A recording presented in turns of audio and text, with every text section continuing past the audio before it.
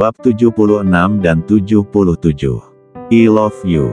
Rafli memang tidak menaruh curiga dengan kedatangan Ivana. Dia juga berpikir bahwa ini semua hanya kebetulan. Tapi sebuah kebetulan yang sangat tidak dia inginkan. Ivana juga tak terlihat menatap ke arahnya, justru nampak takut saat melihat keberadaannya di rumah.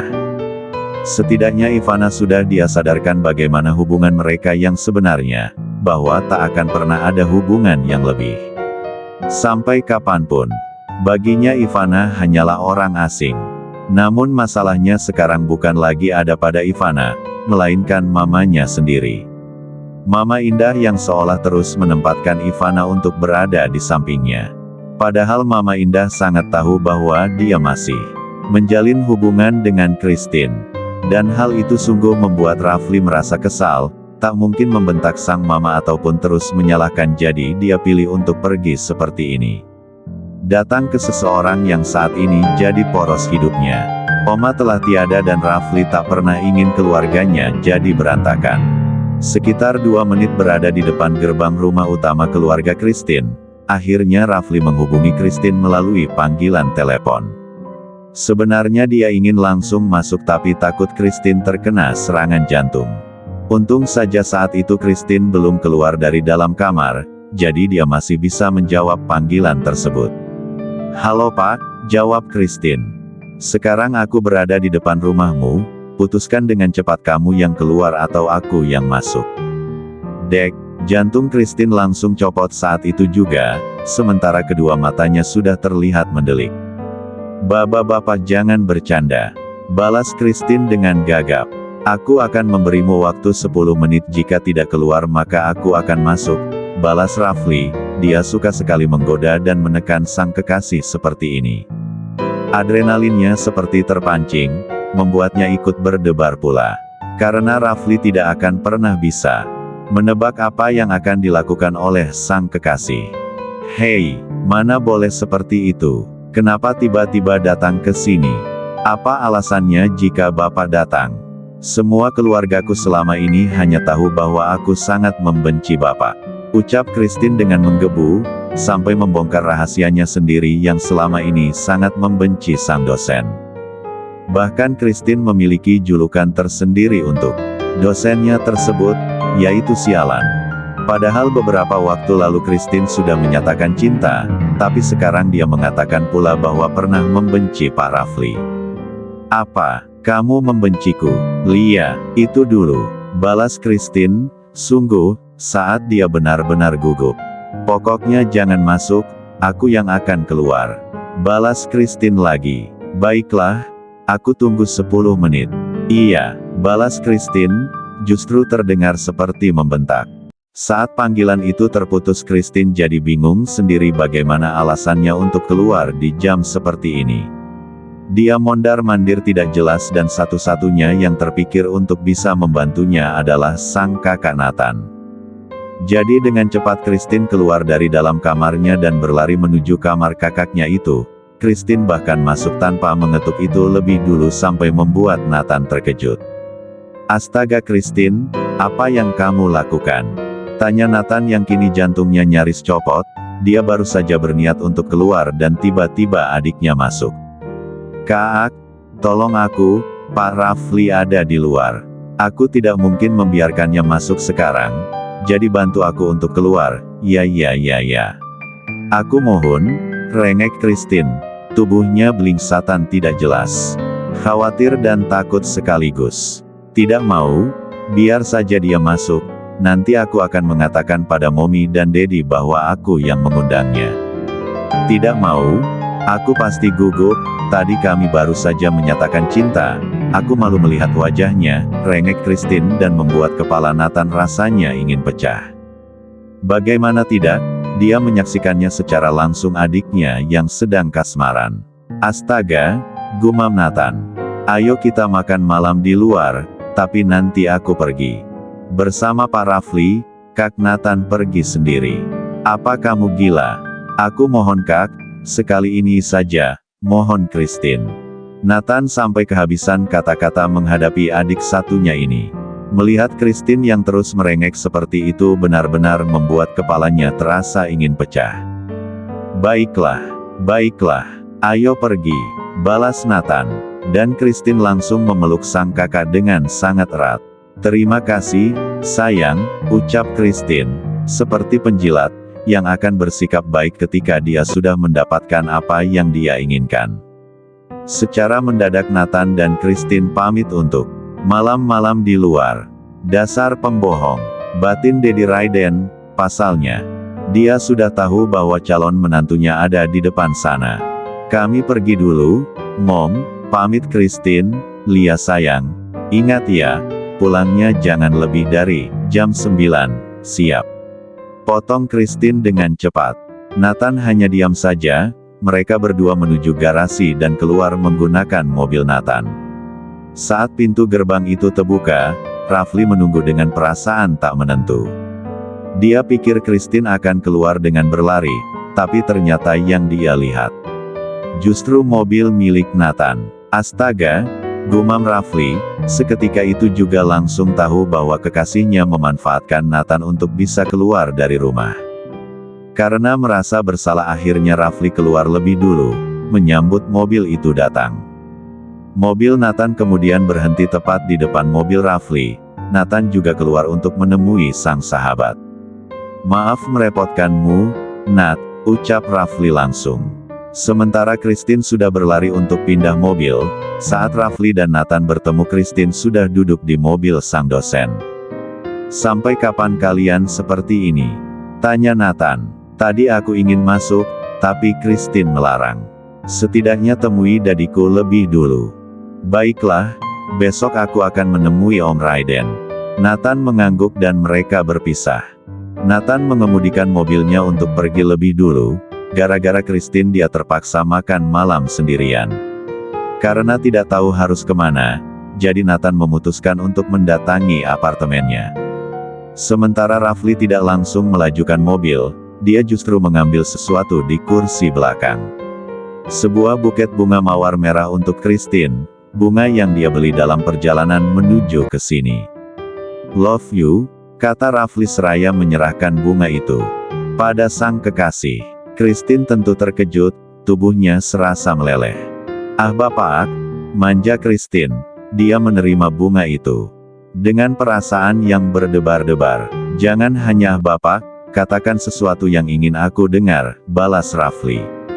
Aku malu, kamu tidak mencintai aku. Bukan seperti itu. Kalau begitu katakan. Christine menggigit bibir bawahnya, sumpah, saat ini dia benar-benar gugup. Bahkan lebih mendebarkan dibanding saat ujian skripsi waktu itu. Lidahnya terasa keluh sekali untuk mengucapkan kata cinta, pada kata I love you terasa sudah di ujung lidah. Tak kuasa saat menatap tatapan sang dosen, akhirnya Christine benar-benar mengucapkannya. Love you too, kata Christine dengan suara yang sangat lirih dan seketika itu juga Rafli menarik tengkuk Christine, memagut bibir buah cerinya dengan mesra. Sampai Christine seraya perlahan melepaskan bunga itu di atas pangkuannya, lalu meremat baju di bagian dada sang dosen. Meluapkan gejolak di dalam diri yang nyaris meledak. Jika selama ini Rafli yang selalu bermain lidah, kini Christine mencobanya. Ma, kenapa Kak Rafli belum pulang? Tanya Hailey, sekarang sudah waktunya jam makan malam. Mereka semua juga sudah mulai berjalan menuju meja makan, tapi sang kakak belum juga menunjukkan batang hidungnya. Katanya tadi Kak Rafli hanya pergi sebentar, namun sekarang belum juga pulang. Mama Indah makin cemas saat mendengar pertanyaan anak keduanya tersebut. Pasalnya sudah sejak tadi dia coba menghubungi nomor ponsel Rafli tapi tidak tersambung. Sementara Mama Indah pun tidak tahu pasti kemana anak pertamanya itu pergi. Mungkin sebentar lagi Rafli akan datang. Lebih baik kita makan malam lebih dulu. Putus Papa Indah, mereka sedang memiliki tamu yaitu Ivana. Jadi rasanya akan tidak sopan jika mengulur waktu untuk memulai makan malam ini. Apa mungkin Rafli pergi karena ada aku ya? Tanya Ivana, ikut bicara di antara keluarga tersebut. Pikiranmu terlalu jauh Kak, ku rasa Kak Rafli bahkan tidak menganggap keberadaan Kak Ivana. jadi untuk apa dia pergi hanya karena Kak Ivana, balas Hailey yang selalu belak-belakan. Hailey, tegur Mama Indah, ucapan Hailey justru membuatnya makin tidak tenang. Sementara Hailey pilih acuh saja, sedikit banyak dia cukup tahu bahwa sang kakak sudah sangat serius dengan kekasih barbarnya itu. Kak Rafli bahkan telah merencanakan pernikahan dengan Christine, yaitu sekitar 2 tahun lagi. Jadi keberadaan Ivana benar-benar tidak berpengaruh apapun, terlebih sekarang perjodohan mereka berdua juga sudah diakhiri. Kita makan saja dulu, putus Mama Indah kemudian. Pada akhirnya mereka makan malam tanpa Rafli dan Ivana sungguh merasa kecewa dengan keadaan ini, padahal sebelumnya dia sudah berencana untuk mengajak Rafli bicara berdua. Ivana ingin meminta maaf tentang peristiwa di apartemen waktu itu. Ingin mengakui bahwa dia salah, lalu mengambil peran seolah jadi wanita yang lemah demi mencari simpati Rafli. Tapi sekarang semua rencananya itu berantakan, sekarang dia tidak mendapatkan hasil apapun. Sedangkan Rafli malam ini justru menikmati makan malam romantis bersama Christine. Dan seperti biasa mereka harus pulang sebelum jam 9 malam, Rafli dan Christine datang lebih dulu di depan gerbang rumah utama keluarga Christine, menunggu Nathan dari apartemen pria itu. Bagaimana caranya aku membawa pulang bunga ini? Nanti Mommy dan Daddy pasti banyak tanya, ucap Christine. Tentang Kak Naina sudah tidak dia khawatirkan lagi, sebab kini sang kakak ipar sudah sibuk sendiri dengan baby Laura. Sementara Santi pasti anak itu sudah masuk ke dalam kamarnya.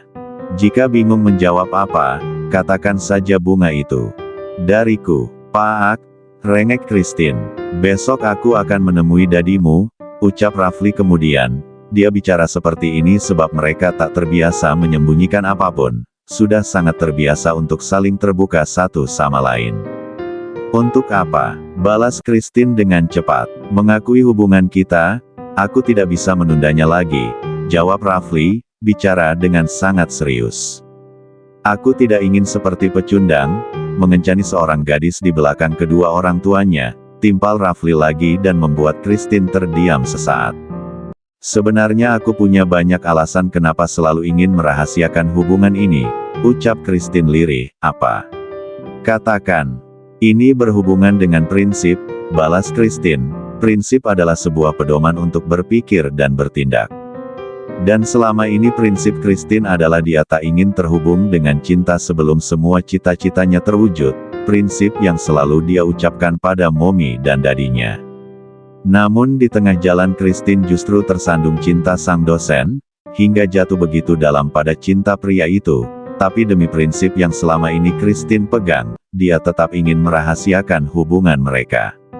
Sejak kecil hanya aku yang tidak kompeten, Kak Nick, Kak Nathan dan Santi seperti terlahir dengan bakat. Jadi mereka bisa dengan mudah menyelesaikan pendidikan dan karir yang matang. Sementara aku harus bekerja keras belajar untuk mendapatkan nilai terbaik, ucap Christine. Mommy dan Daddy memang tidak pernah membanding-bandingkan kami, tapi aku hanya ingin menunjukkan pada mereka bahwa aku juga bisa. Dibanggakan, timpal Christine lagi. Tak sampai di sana Christine juga mengatakan bahwa dia memiliki pengalaman buruk di masa lalu, di mana Christine selalu diremehkan oleh orang-orang. Tak pantas jadi bagian dari keluarga Christine hanya karena memiliki sikap yang barbar. Mommy Aresa adalah seorang dokter ternama, dan Daddy Raiden adalah pengusaha yang tak tertandingi. Sementara Christine apa? Terkadang semua fakta itu membuatnya merasa begitu kecil, hingga untuk memikirkan cinta saja Christine merasa tidak sempat. Jadi keturunan keluarga bukan hal yang mudah baginya, karena memiliki beban di pundak yang begitu besar. Mommy dan Daddy telah membangun kerajaan bisnis keluarga mereka, dan kini Christine pun ingin mengambil peran untuk mempertahankan bisnis tersebut, bahkan jika bisa ikut mengembangkannya juga. Christine tak ingin dianggap sebagai wanita yang lemah, meski seorang wanita namun dia juga mampu berkarir. Semua pembicaraan mereka berdua didengar pula oleh Mommy Aresa dan Daddy Raiden, sebab di ponsel milik Christine telah dipasang alat sadap suara yang berbentuk transparan. Hingga keberadaan alat itu tak mampu dideteksi oleh Christine. Dan setelah mendengar semua pembicaraan itu, Mommy Aressa dan Daddy Raiden jadi saling pandang. Kita sudah melakukan segala cara agar anak-anak hidup dengan tenang dan bahagia, tapi kita tak mampu mengendalikan hati dan pikiran mereka. Ucap Daddy Raiden. Mommy Aressa mengangguk dengan hati yang terasa pilu. Ternyata inilah yang dirasakan oleh Christine selama ini. Merasa tidak kompeten, merasa kecil dibandingkan saudara-saudaranya, terpuruk dan menanggung semua beban itu sendirian. Sampai bertekad untuk menunjukkan kemampuan diri. Christine tidak pernah bicara panjang lebar seperti itu padaku, ucap Mommy Aressa kemudian. Kini kedua matanya nampak berkaca-kaca. Karena merasa gagal. Jadi seorang ibu yang selalu ada untuk anak-anaknya. Beda sayang, dia hanya akan bisa bicara seperti ini dengan pasangannya, balas Daddy Raiden. Kamu jadi menangis seperti ini, memang ada baiknya kita tidak perlu tahu banyak hal, kata Daddy Raiden lagi. Dia menghapus air mata sang istri yang mulai mengalir. Di dalam mobil, Rafli segera menarik Christine untuk dia peluk dengan erat. Dulu saat aku seusiamu aku juga berpikir seperti itu, bisakah aku menggantikan papa? Dengan semua kehebatannya, yang kita butuhkan hanyalah waktu untuk membuktikan itu semua, ucap Rafli. Dia mengelus punggung Christine dengan lembut, coba menenangkan hati sang kekasih yang sedang jadi gundah, dan saat itu mobil Nathan akhirnya tiba. Rafli dan Christine keluar bersamaan. Christine masuk lebih dulu ke mobil sang kakak dengan membawa sebuah buket bunga, sementara Rafli masih bertemu dengan Nathan di luar. Sepertinya aku belum bisa menemui Om Raiden besok, kata Rafli. Kenapa? Kekasihku belum mengizinkannya. Aku sangat ingin menendangmu, kesal Nathan. Namun Rafli justru tersenyum kecil. Pergilah, kami akan masuk, kata Nathan dan Rafli. Menganggukkan kecil, Rafli masih berdiri di sana sampai mobil sang calon kakak ipar benar-benar menghilang. Christine memiliki pemikiran yang begitu dewasa, tak menyangka pula pemikiran seperti itu ada pada sosok barbar yang selama ini Rafli kenal. Semakin lama Rafli merasa cintanya pada Christine semakin besar. Jam 9 malam lewat, Rafli akhirnya tiba di rumah dan dia langsung disambut dengan tatapan kecewa mama. Kamu dari mana, Rafli?